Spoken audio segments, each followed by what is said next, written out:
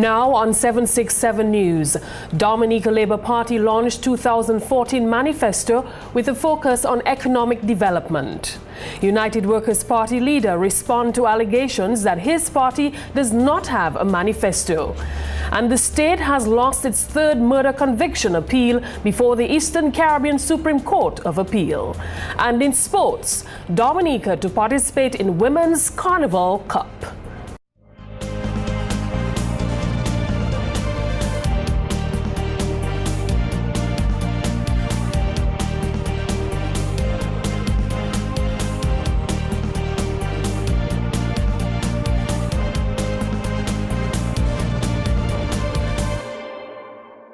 Hello everyone, welcome to 767 News. I am Tanya Green, sitting in for Elisha George.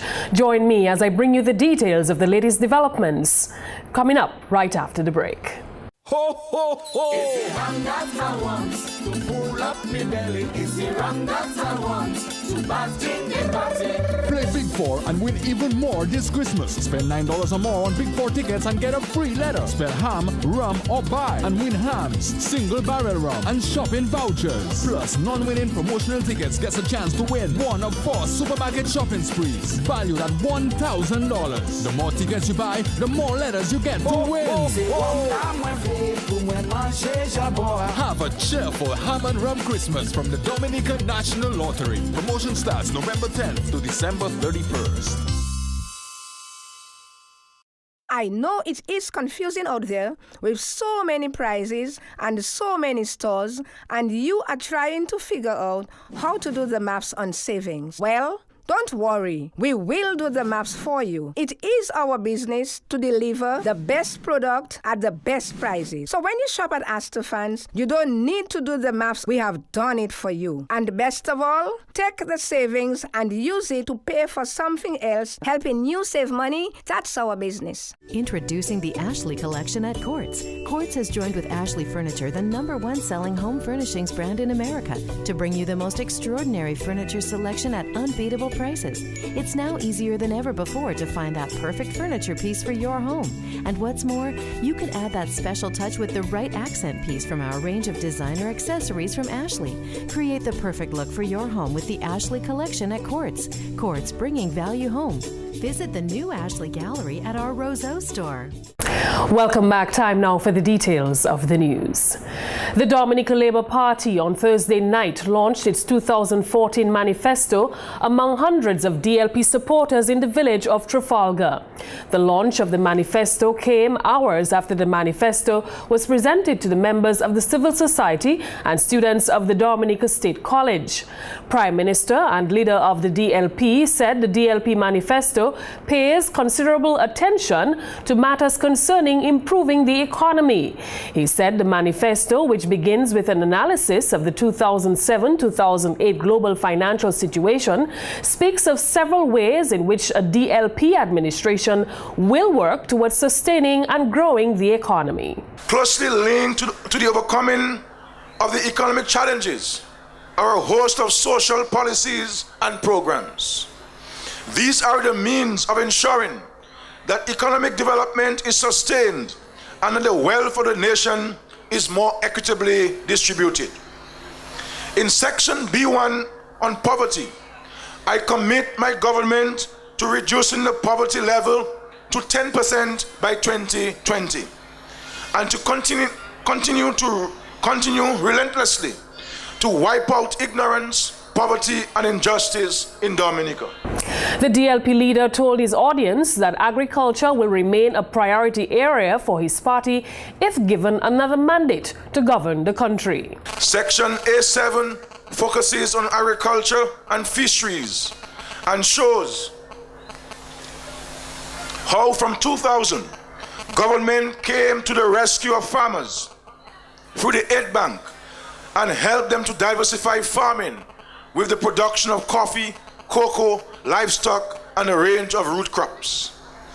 This produce will be assembled, sorted, and dispatched from the new abattoir and pack houses. We made it clear that agriculture would remain one of the pillars of the economy of Dominica to ensure food security. Foreign exchange savings and integration with tourism and export. In addition to this, the Modern Agricultural Center, built with the support of the People's Republic of China, will help us to modernize agriculture. The Dominica State College will help with the training of young farmers. The acquisition of a vessel and agricultural trading houses in selected markets will help boost exports. Fisher folk throughout Dominica will be trained and help to modernize fishing. The DLP leader said the Tourism Master Plan of 2013 will be fully implemented. He noted that ecotourism will be diversified and developed to account for 15% of the country's gross domestic product. Ecotourism will be supported by educational, cultural, heritage, and sports tourism products. The environment for investing in tourism will be improved by reviewing all legislation, fees, and other charges applied to transactions within the sector. The Citizenship by Investment program will focus on investments in the tourism sector. Dominica will become more visitor-friendly with Roseau renewal and Portsmouth enhancement projects and a new international airport. Dominica will be promoted as a nature island, a health and wellness center, and home of the Kalinagos. At least 5 new hotels in Roseau, Portsmouth, and the Caribbean Territory will be built. The Dominica State College will be assisted in establishing a hospitality faculty. We will bring you more on the items outlined in the DLP's manifesto in Monday's newscast. Meantime, Parliamentary Representative for the Roseau Valley constituency, Honourable Dr. Colin McIntyre, has endorsed the DLP's manifesto. He said while there is much more work to be done, he has given positive representation to the people of his constituency over the last 5 years. He spoke of accomplishments in the Loda and Trafalgar communities. We went to Loda. And in Loda, my dear people, you see what we have done with Loda. We had some very, very bad roads from Bath Estate, all through Trafalgar, all through Loda. They were terrible, very, very bad. Under my reign as PAL rep, we were able to get the RIM project to build a road in the Roseau Valley, and especially in Trafalgar, Loda, and going up through this day, and we have a positive road today. And we take these things for granted. But I'll be honest with you, we should not take them for granted. And we still have some more work to do on this road in terms of the Kabam, in terms of the Central Roma area, where we'll cut and repair this road. Trafalgar has benefited a lot. There are some little concerns here. I see some of my vendors here. And no, we're going to take care of you. Don't worry about that. But your heart is with Labour. We'll take care of you. We will take care of you. And I say to you, put your trust in your government. We'll never let you suffer. Never. And the passionate Ian Douglas, the candidate who will represent the people of Portsmouth on a Labour Party ticket in the upcoming elections, endorsed the 2014 DLP manifesto, saying that the Dominica Labour Party has fulfilled many of its plans and programs outlined in its last manifesto. He said the DLP party will continue to look after the needs of the people of Dominica and will bring to fruition the plans and programs outlined in the 2014 manifesto if given a mandate to run the country after the December 8th polls. This election is not so much about Labour or United Workers' Party. This election is about the survival of Dominica and the Dominican people.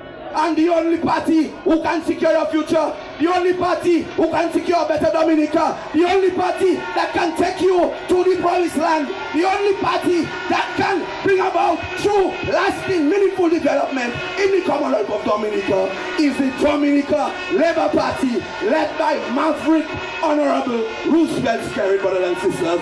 That is the seriousness with which we must treat this election. Labour! Leader of the United Workers' Party, Lennox Linton, has denied claims by Prime Minister Honourable Roosevelt Skerrit that the United Workers' Party does not have a manifesto. The Prime Minister abruptly interrupted Roseau South Parliamentary Representative Honourable Ambrose George to make the allegation on Thursday evening during the launch of the Dominica Labour Party's manifesto at Trafalgar. We began to see a foreign policy adopted. And you... 1 second. Hello. Hello. Put those umbrellas down for 1 minute.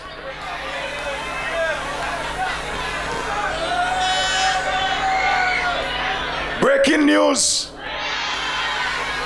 Breaking news. Ladies and gentlemen, I don't gossip. The Timfu was under serious pressure from its supporters, saying to them that Skerrit showed his manifesto last Saturday. Where is UWP manifesto?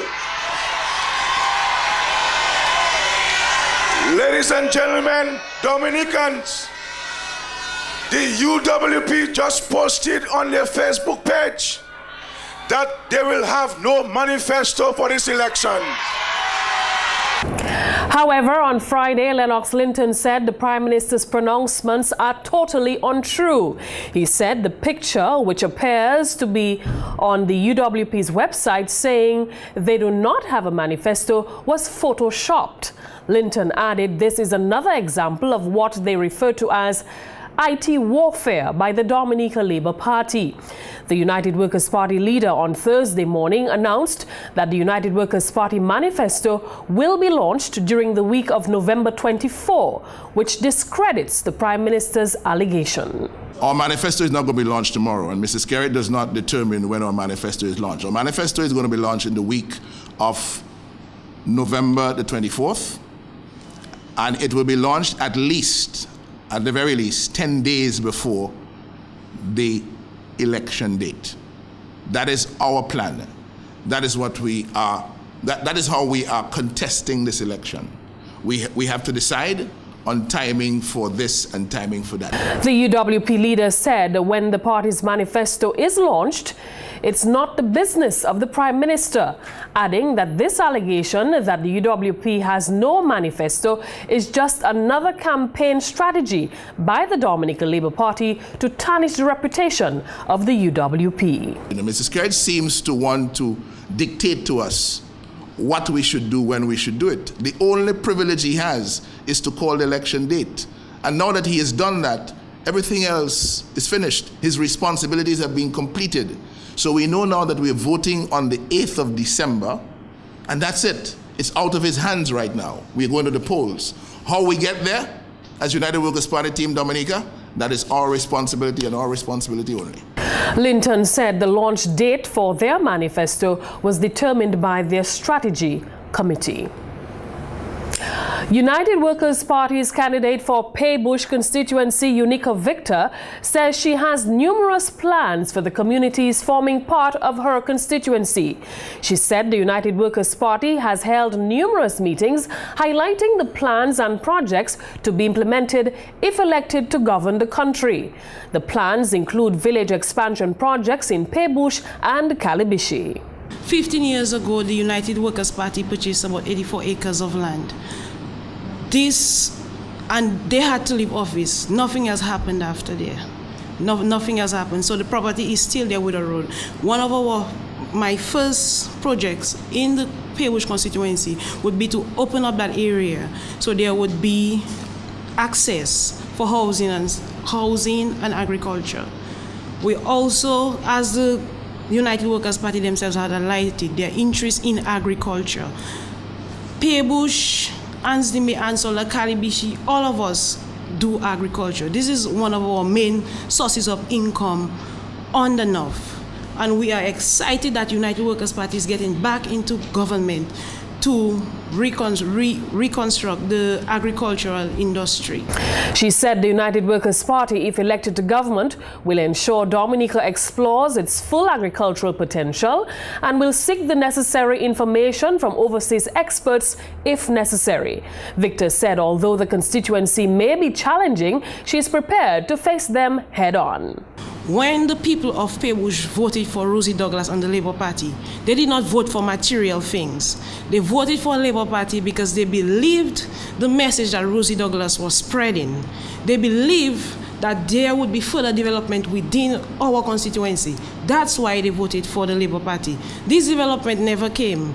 If we look at the condition of the Calibishi Primary School, if we look at the incomplete community center in Paybush, if we look at the agriculture within our society, if we look at the community of Benz, and we see the level of growth that has gone there in the past 15 years, we know that they did not fulfill any of their promises. And this is what the people of the Paybush constituency will judge them on come December 8th. The Paybush constituency includes Paybush, Benz, Asdime, Calibishi, Hampstead, and Moore Park.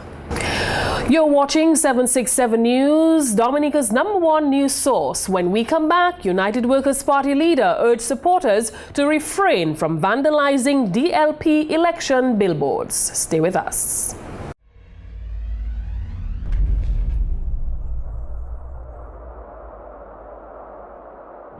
Boom, Miss and it's my time to get on bad when I jam in at everybody. Come celebrate with me, but if you don't know me yet, don't worry, man, we go take a jam in a party. Yeah, put one hand in the air. 767 News. Ho, ho, ho! Is it rum that I want to pull up me belly? Is it rum that I want to bask in the party? Play Big 4 and win even more this Christmas. Spend $9 or more on Big 4 tickets and get a free letter. Spell ham, rum, or buy and win hams, single barrel rum, and shopping vouchers. Plus, non-winning promotional tickets gets a chance to win one of 4 supermarket shopping sprees valued at $1,000. The more tickets you buy, the more letters you get to win. Have a cheerful ham and rum Christmas from the Dominican National Lottery. Promotion starts November 10th to December 31st. You have a sense of style. It's elegant. It's chic. It's modern. It's timeless. At Quartz, we have the widest range of furniture to suit any style. So you're sure to find something that's you. Furniture is fashionable, only at Quartz. Bringing value home. When you serve your family Chocolisto, they'll be getting a tasty drink. That's good for them, they'll love the taste, so delicious and chocolatey. With vitamin A, B1, B2, B3, and vitamin D. With niacin, calcium, and iron too, they will drink nutritiously. And you will love the value, because Chocolisto gives you great taste and nutrition at a very affordable price. So say goodbye to high prices, and say hello to Chocolisto. And affordable nutrition in a tasty drink at Estefans. Right place, right price. Thanks for staying with us. You're watching 767 News. Leader of the United Workers' Party, Lennox Linton, is urging supporters of his party to refrain from vandalizing the election billboards of the Dominican Labour Party. He made the statement following the discovery of a number of vandalized DLP election campaign billboards across the country. What I say to our supporters, our friends, as I say to all the citizens of Dominica, is there is no need for that. There is no need for tearing down anybody's poster or interfering with anybody's billboard. I strongly condemn it. That's not who we are. We are a much better country than that. And I only hope that in some strange way, the Labour Party is not setting up people to destroy a few of their things so that they could blame it on the United Workers' Party, because I have noticed a trend in Dominica these days that they create their own stories, regardless of what the truth is, regardless of what the facts are. And when I listen to some of the things that have been said about me, I wonder if I know me. I wonder sometimes if I know me, because of the number of things that are said which are just totally and absolutely not true. Reports are that supporters of the DLP are pointing fingers at supporters of the UWP for the vandalism. Meanwhile, Linton sent a message to the Bishop of Roseau, Gabriel Malzer, who met with members of the United Workers' Party and the DLP on Friday to ensure that the code of conduct for elections, which they agreed to, will be properly enforced.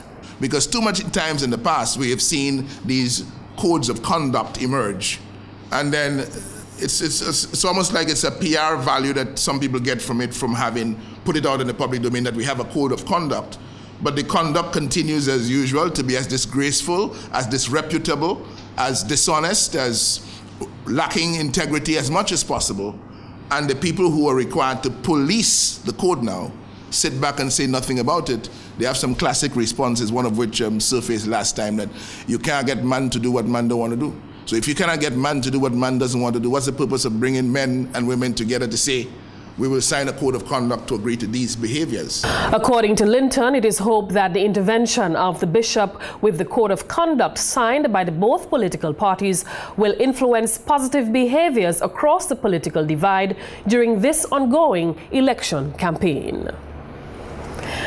An issue which was highlighted by owner and managing director of ferry company L'Express de Zille, Ronald Belmar, in July of this year is somewhat being blamed on customs officers. During his visit to Dominica, Belmar called on Dominica Air and Seaport Authority, DASPA, to enforce and implement rules at the Roseau Ferry Terminal to cut down the amount of time that the ferry spends there. Belmar also suggested lighter checks by immigration personnel at the Roseau terminal. However, during the recent Dominica Hotel and Tourism Association's annual general meeting, that matter was brought up, which the Prime Minister Honorable Roosevelt Skerrit responded to. The idea of a customs officer having to search your bag and put everything down and let you put it back up and so on, and then they're watching what is in your bag and showing the passengers and so forth. It all boils into attitude. There's nothing in the law that tells you that you should do, doesn't necessarily have to do that and so forth. You know, but they insist sometimes that they have to do those kind of things. So attitude is going to be an important element if we're to achieve our objectives and so forth. Back in July 2014, Belmar pointed out that his company is waiting for written rules from the Dominica authorities about the way calls are managed at the ferry terminal. In court news, the state has lost its third murder conviction appeal before the Eastern Caribbean Supreme Court of Appeal.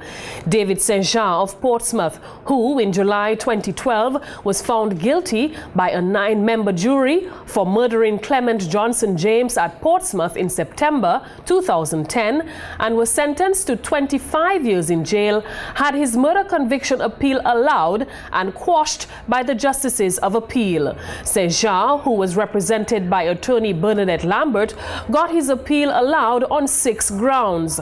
One of the grounds of appeal stated that the trial judge, Justice Bernie Stevenson, erred in law when she failed to properly direct the jury on the subjectivity of self-defense. Additionally, Lambert submitted that at no time did Justice Stevenson bring to the jury's attention that intent to kill or cause grievous bodily harm is not consistent with the defense of provocation. According to Lambert, failure to do so was prejudice and rendered the verdict unsafe, and therefore seeking that conviction be quashed. In her submission, State Attorney Fanilia Felix conceded, agreeing that the trial judge erred in directions of self-defense and she did not apply the facts of the case in her directions. It is impossible to say that the verdict is safe and in the interest of justice. It would be prudent to have the conviction quashed, Felix submitted to the court.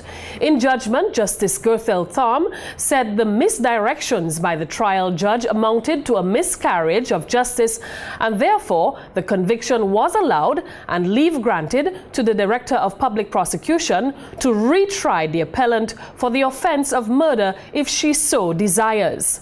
In an unsworn statement during the High Court trial, St. Jean told the court that James had been looking at him in a sexual manner while holding his crutch, so he approached James and warned him, but James proceeded to grab the stick which he St. Jean was holding.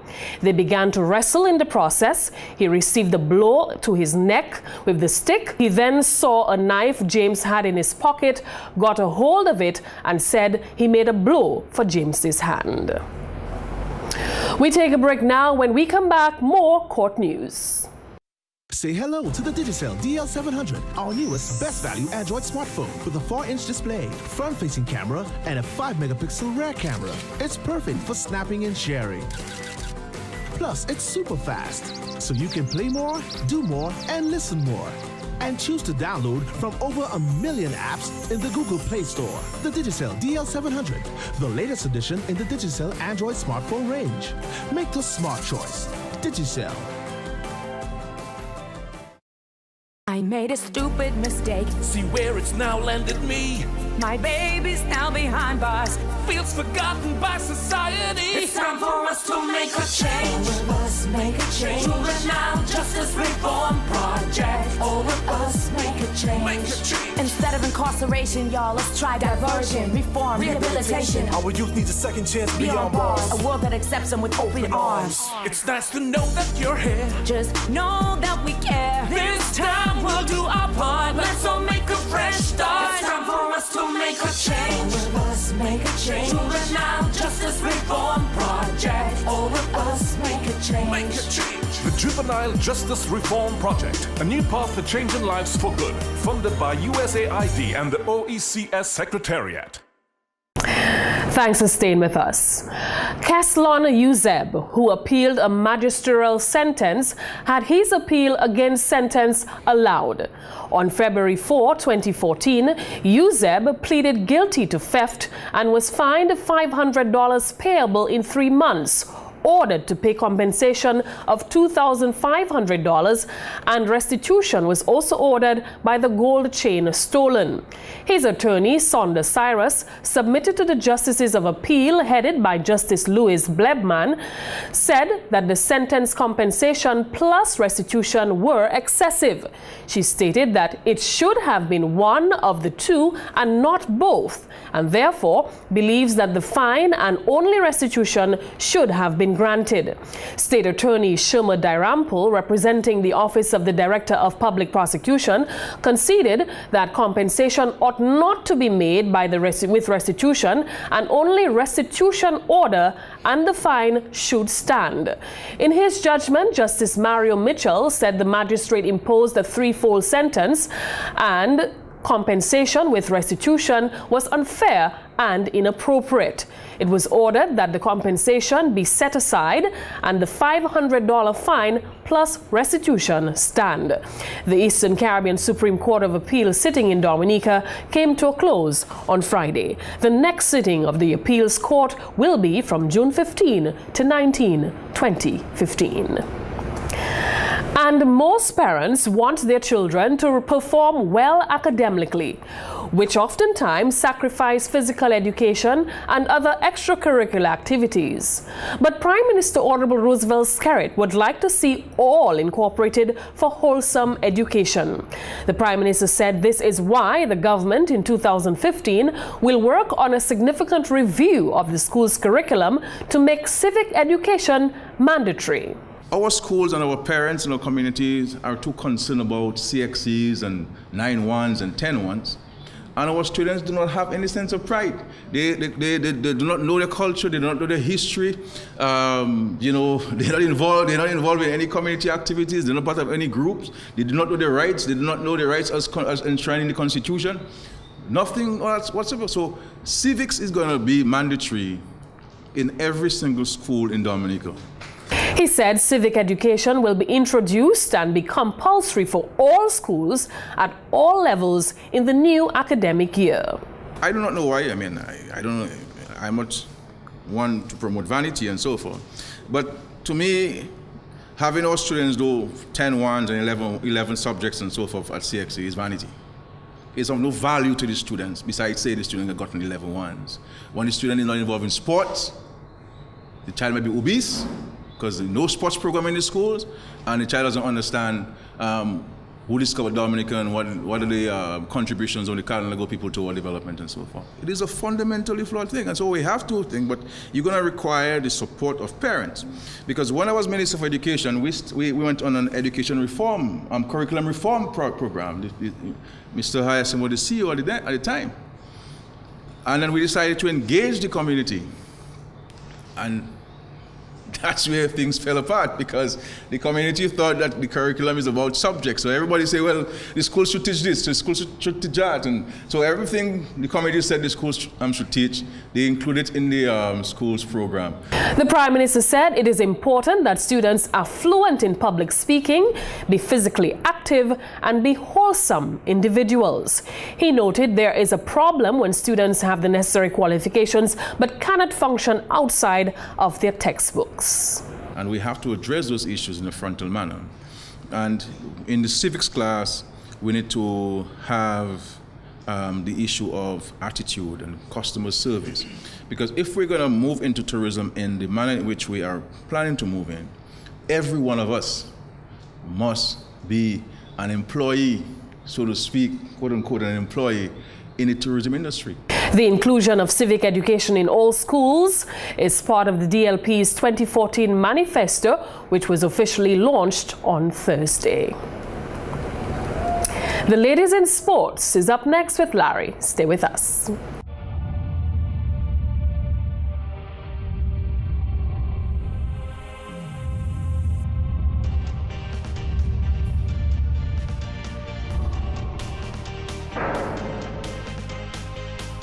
Good evening and welcome to 767 Sports. We begin tonight's coverage with football. 29 players have been called up by the technical staff of the Dominica Football Association, DFA, to represent the national senior women's team as Dominica prepares to participate for the first time in the second annual Women's Carnival Cup taking place in the U.S. Virgin Islands from December 27, 2014 to January 4, 2015. Public Relations Officer of the DFA, Gerald George, has the list of players.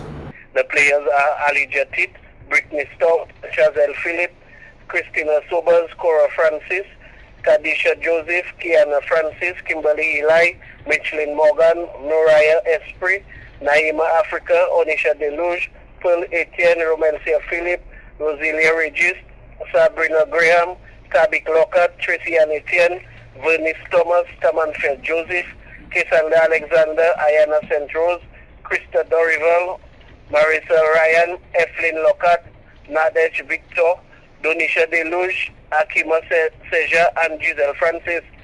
In more football, Mao Soka Strikettes made it 4 wins in as many matches, with a 5-2 victory over Bomber Starlight on Thursday evening in the 2014-2015 Dominica Football Association Domlec Women's League at the Teaser Grounds in Mahu. Public Relations Officer of the DFA, Gerald George, has more detail. Micheline Morgan registered a hat-trick to help her team maintain a perfect home record. Keisha Eugene and Chelsea Sorrento scored 1 each. Akima Seja and Donisha Xavier got 1 each for Bombers. The league continues tonight with Wood City Strikers and the South Stars going in search of their first win as they battle each other at the Buffett State playing field at 6 p.m. Meanwhile, the DFA will launch the first of 3 girls' football festivals on Sunday, 15th November at the Benjamin Park in Portsmouth from 10 a.m. Girls attending primary schools from Salisbury to Portsmouth, Allskis, Bonn to Marigot, to include Penville, Thibault and Vickers, will gather at the Benjamin Park, where they will meet the technical staff of the DFA and learn the basic skills of football. In cricket, the West Indies Cricket Board WICB has officially responded to the letter received from the Board of Control for Cricket in India, BCCI, and remains confident that an amicable and mutually agreeable resolution can be found. This is according to a WICB release, which also revealed that one change was made to the WICB appointed task force, which was set up to investigate the West Indies players' withdrawal from the India tour. The WICB said that the task force will investigate the cause of the actions perpetrated by the players leading to the withdrawal of their services. The task force will examine the relationship between the West Indies Players Association (WIPA) and the West Indies cricketers and the WICB, with a view to making recommendations on the nature and structure of the relationship between the WICB and the cricketers, which will be separate and apart from the relationship between the WICB and WIPA.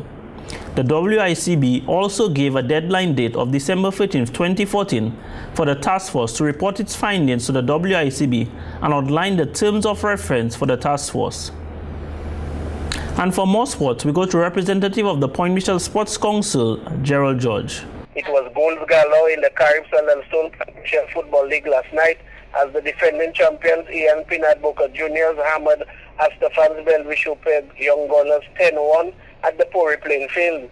Elmont Derrick led the way with a hat-trick, with Daniel Dupini scoring 2. They were 1 each from Danny Williams, Brian Nelsie, Sylvester Peltier, Marcellus Raffle and Kimon Joseph. Young Gunners' goal came from a Boca Juniors player. The league continues on Tuesday with Roosevelt Skerrit Stallions taking on Ian Pinard Sufres Spartans at 6 p.m. Thank you, George, for that report. And this brings us to the end of tonight's sportscast. We thank Larry for bringing us our sports package. And that's all the time we have for news. Drop us an email at media@767news.dm. Friend us on Facebook and be sure to like our 767 News page. From all of us here on the 767 News production team, I am Tanya Green. Thank you so much for watching and have yourselves a wonderful weekend.